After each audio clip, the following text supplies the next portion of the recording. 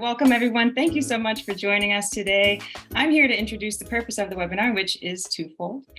One, of course, is to introduce you and refresh people about Power Hero. Then about halfway through today's program, we're going to open the floor for questions. And I just want to encourage everyone to use the Q&A button instead of the chat button, because that is how we will moderate the discussion. And a brief reminder that this is not meant to be a detailed presentation about Power Hero. For that, you should check out their website and their net capital raise in particular, which I will drop in the chat right now. Secondly, the main focus of this is really to provide a view into the specific opportunity that Power Hero has in the largest niche of EV charging market, the apartment residential market, where more than 30% of Americans, and for that matter, most of the world's population lives in underserved markets in urban areas. So Power Hero is addressing the specific niche of EV charging in apartment buildings. We have today's special guest is the newest board member for Power Hero, Mr. Curt Pringle. And he is going to be really honing in on how Power Hero is going to address this huge market. Okay, so now let's dive into the first part, and I'll introduce you to the CEO, chairman, and founder, Mr. Esmond Goey, who, in addition to being the author of over 10 patents, 6 of these in the company Power Hero, which the technology is really the foundation of the company, he also, as I've discovered, enjoys cooking in his spare time as well as fishing, which is just pretty fun. Anyway, Esmond, tell us all about Power Hero. Okay, well, thank you very much for all of you that taken the time to attend this webinar. We're always very excited to talk about the company, and I just want to share with you just a quick background of how all this got started. As a lot of things happen in life, it usually starts with yourself. In this case, I wanted to get an EV, and I lived in an apartment. So all you people out there living in apartments, you know what that means. No way, Jose. There's just no charging in my apartment. So, and as an engineer, I always study the problem and look at the solution. And ergo, I decided that I have to create the solution. and so I filed my first patent sometime in 2017. And here we are today, we have 6 patents. But the mission I want to talk about is that very quickly, the mission, as all of us are, we need to stop this deterioration of climate, or else everything is moot.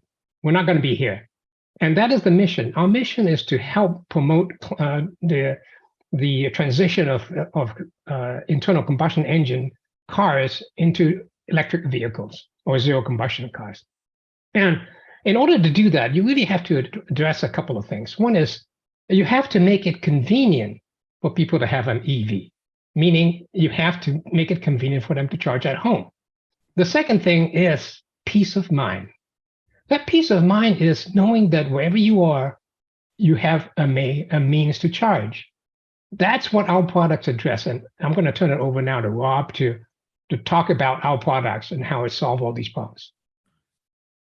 Thank you.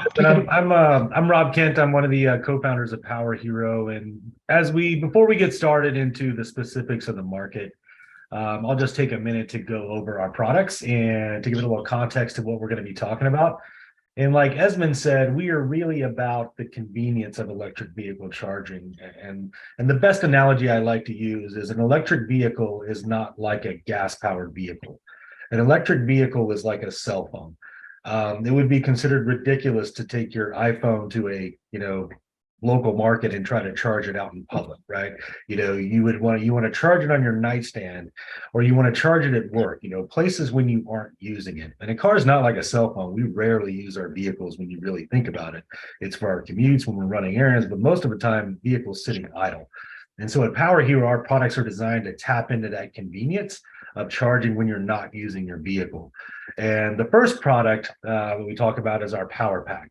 Our Power Pack is really designed to drop onto any 120-volt circuit. And this is ideal for apartment residents because in order to install a typical personal charger, which is level 2, you need to retrofit the electrical, you need to put in 40 amp wiring, you need to run that all the way to the board.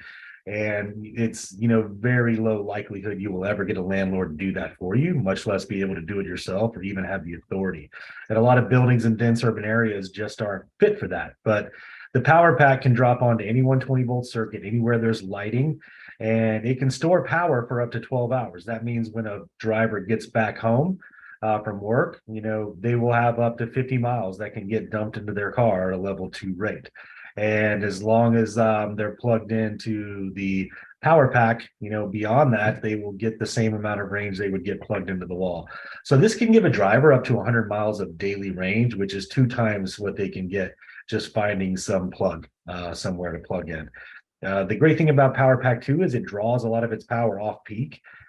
So it can, really level the cost. It's not a bunch of cars coming back and hitting the grid at 40 amps at 5:30 every day. And it can be also used for demand response. So it's able to give back to the grid as well. And so this solution is ideal not only for people living in apartments, but for employers who want to put, easy access to charging out for their employees. It can work in a reverse model where, I show up to work and I can get 50 miles dumped into my car right away as well. The Cameo, another one of our products, is designed for the owner of any EV charging station. And most of these stations out there are what we call level 2 chargers. They're, tapped into 220-volt, 40-amp circuit somewhere. And they're very few, if any, are connected. They're not like the big level 3, superchargers that we see. So what Cameo allows you to do is I can connect my charger now to Cameo, and Cameo via cellular connection will network my charger. It can make it easy to find my charger, to reserve it. I can charge people for it, or I can give it away or provision it to certain users, employees, customers during the day, and make it available for the public or not. So essentially what we do is we make any charger a smart charger immediately by clicking Cameo onto it. And as part of our pipeline, Power Pack and Cameo, we expect Power Pack commercialization in 2024. Cameo is quickly coming online here at the end of 2023, and we have pilots arranged for both. We'll talk a little bit more about that. And deeper in our portfolio is another product called Empower. Empower is a mobile charging station. You can see there in the picture. And, not only can it act like a AAA model in terms of responding to someone or, an event in need of charging, it can also do more than EV charging. It can provide demand response. It can provide emergency power response if there's, some sort of issue or power outage. A lot of flexibility with the ability to, bring power to people versus having people try to find power. So that's a quick overview of our products and solutions. And Abby, I'll stop sharing and hand it back. Okay, you have to a couple of Q&A. a couple of technical questions in the Q&A that you could please type the answers to. That'd be great. Okay, great. Next up, let's see. We are ready to speak with Curt here. So you have a good view on the products that they have. And now we're ready to talk about the market opportunity. So Curt, please introduce yourself. Tell us a little bit about who you are and why you've joined the board. Thank you, Abby. It's a great pleasure to join the board with Esmond and Rob and the rest of the team. I come from a somewhat diverse background. I have both a government background and a private sector background. I was first elected to the state legislature in California in 1988. And so that was 35 years ago. I can keep track of that because today is my birthday, so I can bounce everything off. That's right. Happy birthday. I forgot about that. Happy birthday. No, that's good. I have broken away from activities with my wife, so I could talk with all of you today. But so serving the California State Legislature, I served there for 8 years. And one of those years I served as Speaker of the State Assembly. That was the year actually in 1996 when California faced tremendous issue relating to power. Some of you may remember that, but 1996 is when the state imposed an electrical deregulation system that allowed for greater flexibility and competitiveness in the electric market, moving beyond just the investor-owned utilities, but have a lot more private generation. So I was certainly brought aware of all the issues relating to electrical power and distribution in a state such as California during that time. When I left the legislature, I set up a business, Curt Pringle and Associates, and I'll talk about that in a second. But during that service with my company, I was also then elected to be mayor of Anaheim. Anaheim is the 10th largest city in California, and it's the second largest city-owned public utility in California, which is, I think, really a very important segment in this whole discussion when it comes to how we advance this market. Very seldom will these markets go solely based on a private sector participation. You need the public sector engagement. In California, most of the power comes to homes, businesses, multi-unit residential by way of investor-owned utilities, but in many major cities like Los Angeles, Anaheim, Riverside, Sacramento, Pasadena, Glendale, Burbank, and quite a few others, all of the power that's brought into the city and sold retail is brought through the city's owned public utility. So for those 8 years I served as mayor of Anaheim, I also became very much aware of how power distribution on the local level worked and that value within the system. My business, which I do to, keep my family happy, really is based on much entitlement work where we do provide service to developers and development community, mostly in the residential communities or development areas. Our primary engagement with development comes about with some of the largest multi-unit residential developers in the state of California, if not the entire North America. So to have the perspective of understanding this transition we're going to have in terms of bringing about greater electrical charging needs within buildings that house many more people than just a single family home.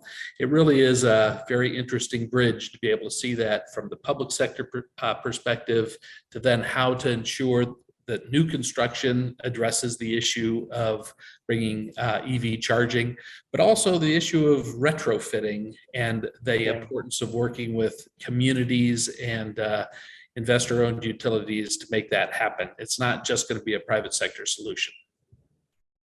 So that's me. That's how. That's great. But before you launch into any formal question, I really have to ask Curt this. When you were appointed by the governor, aka Arnold Schwarzenegger, is he as big as he looks like on screen?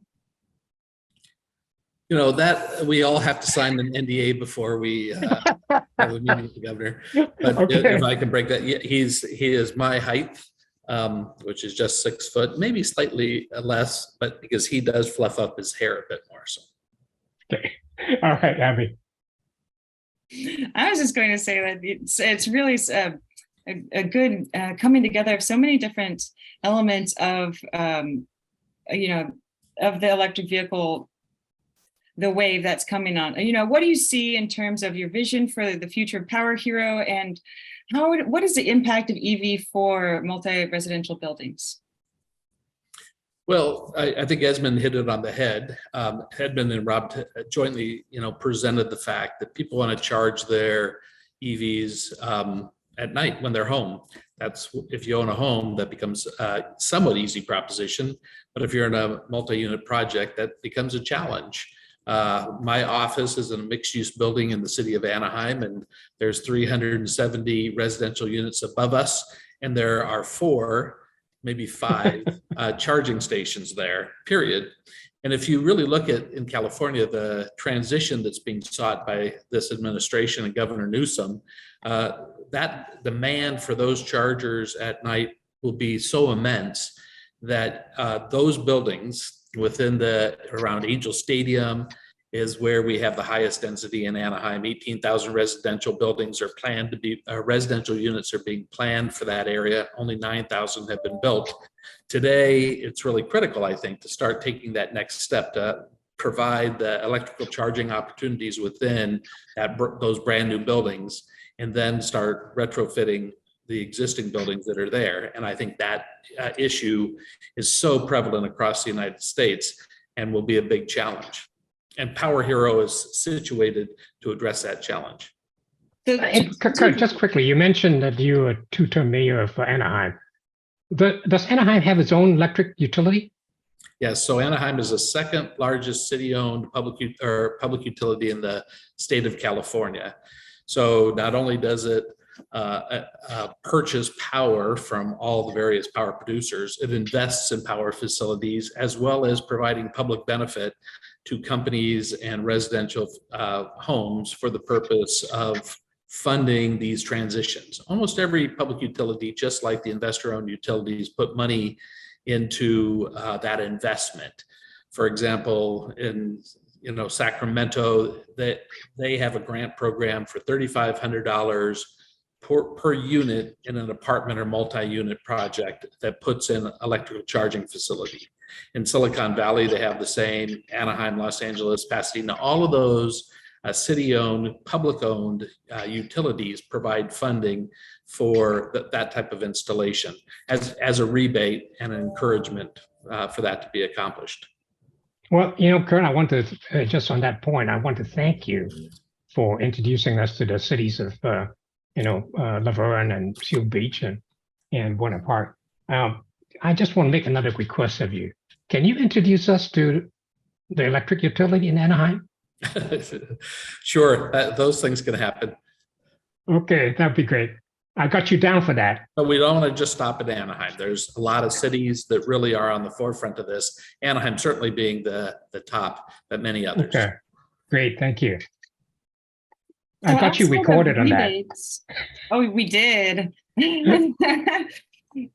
I want to get back to the strategic element of how to plan for EV integration within these multi-residential buildings, and really how you get from where we've identified there's a huge gap in availability.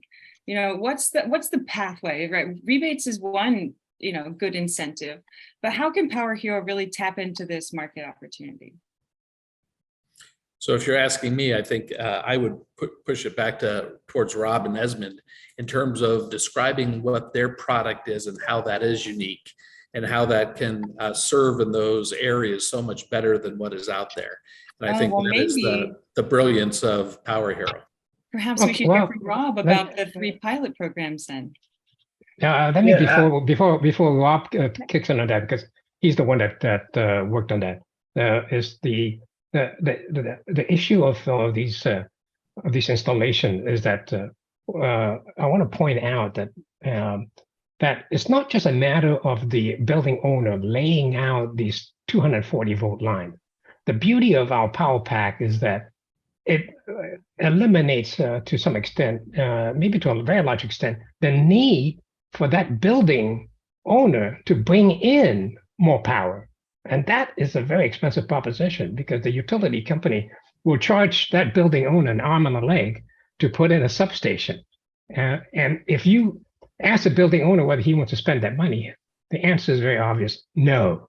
So that means that building is not going to have EV tenants because EV tenants, statistics have shown everyone that buys an EV wants to have their own charger. So if that building does not allow for home charging with a fast charger, that building is not going to have a lot of EV tenants. And if the building does not have a lot of EV tenants, you multiply that across the US, that means 30% of Americans will not get an EV.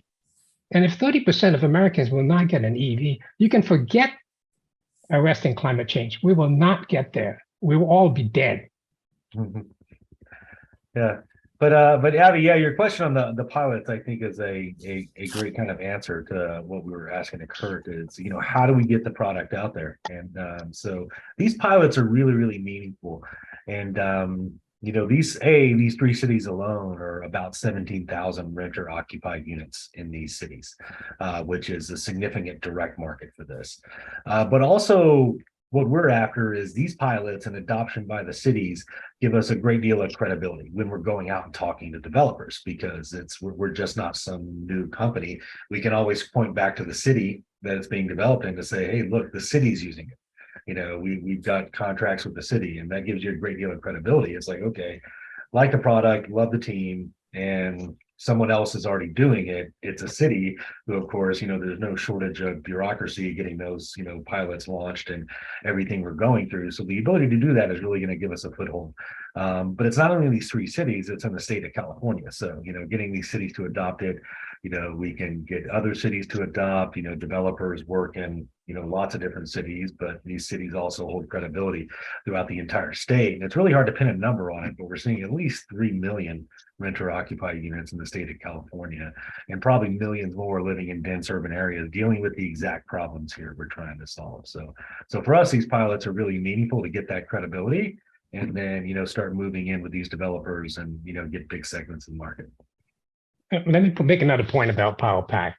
It's not for sharing. It's a personal Power Pack.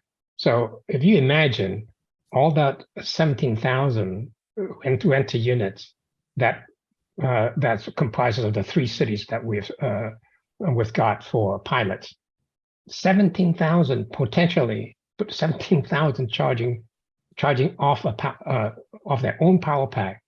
Now, we, aside from being climate conscious, we are doing this for money, so that we can do better things for the people. And if you imagine that our goal is to generate at least $4,000 to $5,000 per Power Pack over a 5-year term, you do the math. Potentially 17,000 just from 3 cities times 4,000. You do the math. And our business model always comprises a subscription fee. So it's an ongoing revenue that we're talking about.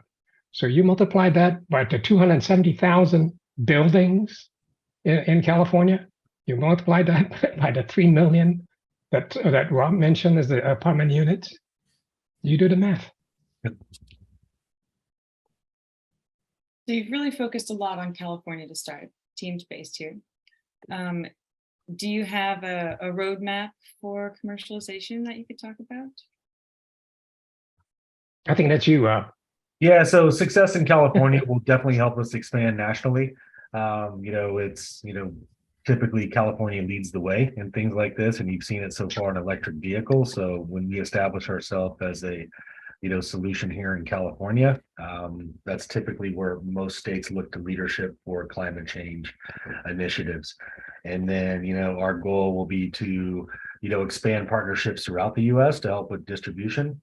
Certainly, partners like Verizon, we have with Cameo or National, and help us also. But as I'm going to throw it back to you, because, we've also, it's a big world, right? It's not just America. And I think this problem is prevalent in a lot more countries than just us, and you've been kind of leading that front for us. I think Curt is being modest in terms of his achievement and his career, because I suspect that Curt knows where every land development is happening in California. So I bet you, Curt, maybe you can talk about some that you think might be interesting opportunities for us. Right out your window. Geez, well, yeah, well, I happen to be in the Palm Springs area today, so there's not all that much development. But let me put this into perspective, because since housing is a big focus of mine and our companies, and that is that every 8 years, and don't doze off, Esmond, on this, but every 8 years, every city in California has to come up with a plan for housing, how much housing they have to build for the capacity of the state.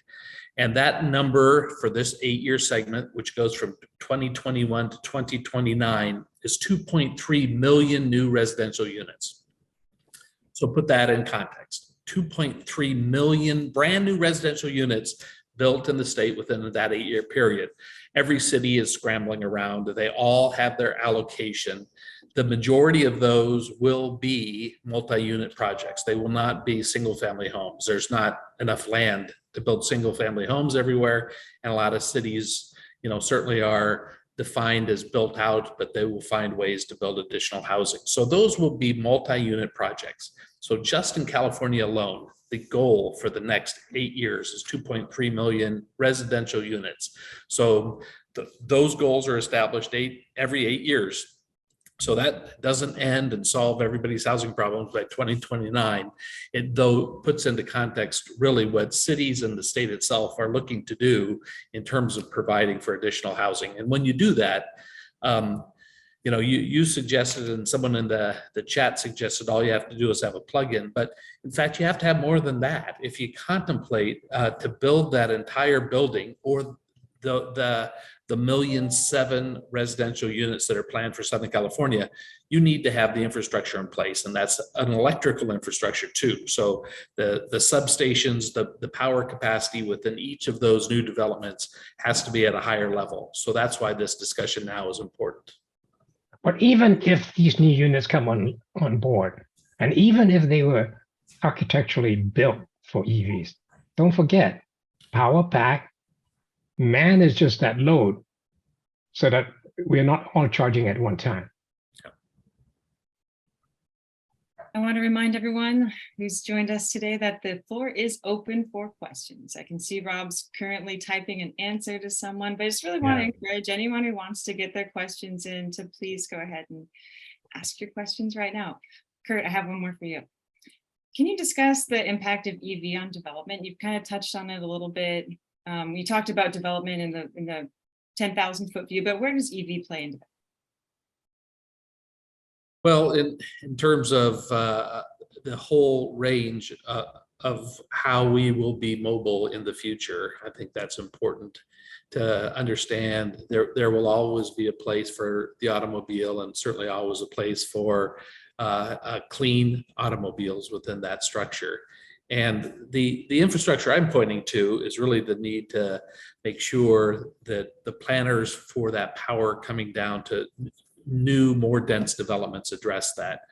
Esmond is, pointing out one of the values of Power Hero, which is allowing to pull that power throughout the day and utilizing it when you get home at night, as opposed to everybody coming home at night plugging in, which would be a tremendous impact. This allows for that distribution across the day, but it still adds a tremendous amount of power need. Really, once I became mayor of Anaheim, I do know I talked to the executive director of the Anaheim Public Utility about where is one of the biggest, why are we using so much power in Anaheim? Because it did surge quite a bit in the late 90s, early 2000s. And her answer was a very interesting answer. They were able to pinpoint it down to big screen TVs. And the amount of people transitioning to big screen TVs and the demand for power for big screen TVs was so great that she said they were able to determine it's big screen TVs, multiple in people's homes. So we sometimes forget about how important it is to plan for changes in technology. And I think that's trying to stay ahead of the game. And the change in technology as it applies to electric vehicles, I think, is one of those significant changes.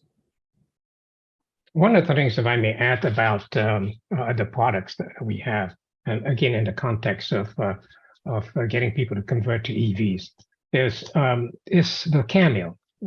I know we're all excited about Power Pack, and rightfully so. And I get excited about all three products, mobile station and all that. But I just want to leave something in the minds of our viewers here.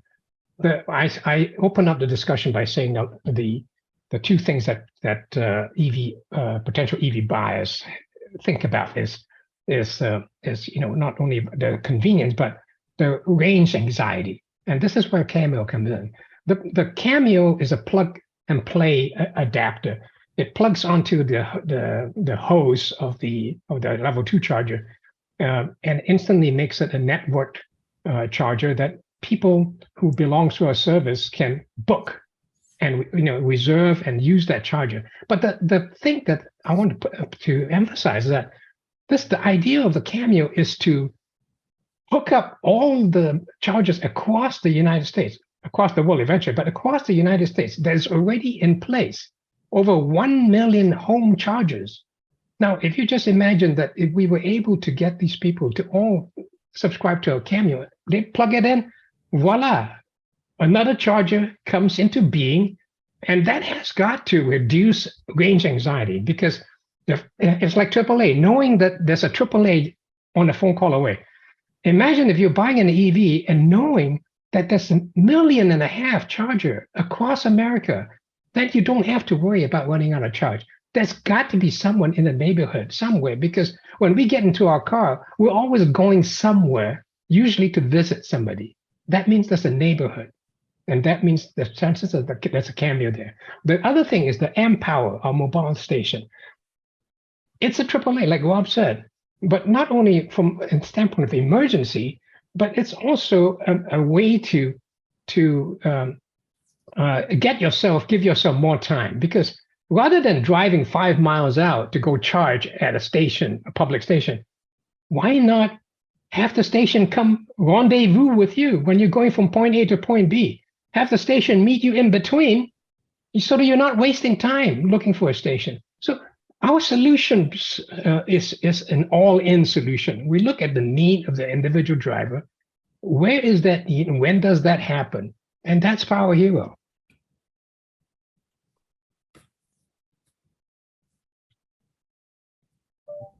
Rob, thanks for getting into all these questions. I really want to just encourage everyone to visit the Net Capital page. Reminder that the Power Heroes equity crowdfunding raise is not going to last forever. So do check it out. We're here today to answer your questions. Be sure to get them in right now. Esmond, maybe you can talk a little bit more just on the technical side of maybe the steps in your sure. prototype. Okay. There's only so much we can talk about even on our webpage and all that. But the patent for PowerPack is really quite substantial. But what you were disclosing is really only the surface of what the PowerPack promises to be, because one of the features of the PowerPack patent is that there's the ability to share power. You heard me right, share power. And that means that if there's 2 power packs in the building, the ability to share that power between the power packs. Because, hey, let's face it, we're all uniquely different. We have different driving habits. Some of us only needs to charge up another 10 miles, but some needs to charge up 60 miles. Well, if one power pack can't give you the charge, we have the ability down the road. Well, this is not in version 1, okay? But the patent covers the ability to share power. So imagine that if you're in a building having multiple power packs. So I'm just giving you an idea that there's more to just what you see about Power Hero and what we display. Now, I might as well at this point just kind of share with you where we think we're going to be going in the immediate future. Our goal at this point in time is complete our fundraising, and we don't wait till we get all the funds. We're already engaging new initiatives, and one of the things I'm happy to disclose is that we have started building our PowerPack prototype, and this is because the demand is so strong that we've had to kind of bring forward our development plan. So we're hoping that we will be able to introduce the PowerPack in Q1 of 2024. And that's good news. And I also want to remind people that when you make an investment, this is really tested through time, that the companies that succeed usually have 3 conditions for success. One is that the need has to be well known. In other words, there has to be massive awareness of the problem. And in this case, EVs. Everyone 5 years ago, when I talk about EV, you really had to explain what that is, you know. But today, everybody knows it's an EV. Everybody knows that if they're going to get an EV, they have to contend with charging. So that's one of the conditions that you have to have awareness in the marketplace. The second condition for success is that the technology to do what you want to do in terms of a solution has got to be there. Some of you may be old enough that you remember the days when we had a Palm Pilot. The Palm Pilot was the first touchscreen, version of iPhone, but it's not here today. Why?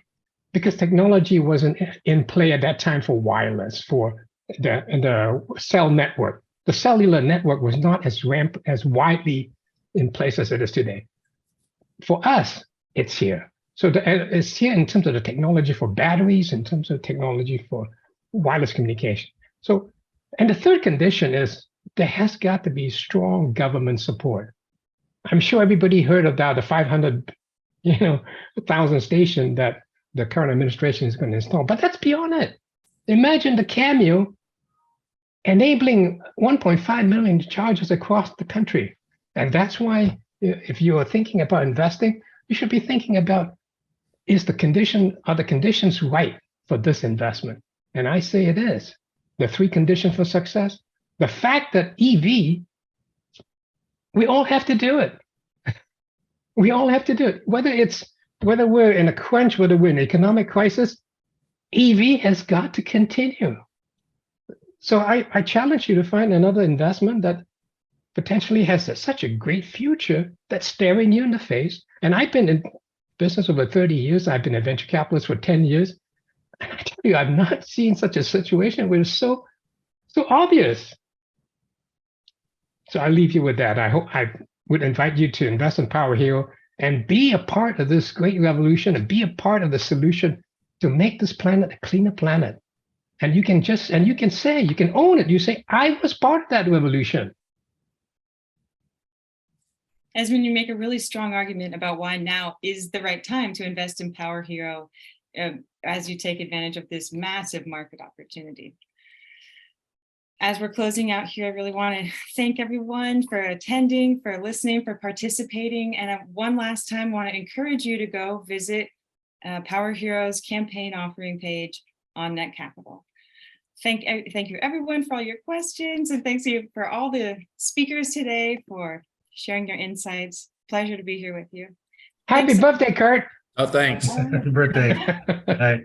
Goodbye, everyone. Thank you very much for attending. Thank you so much.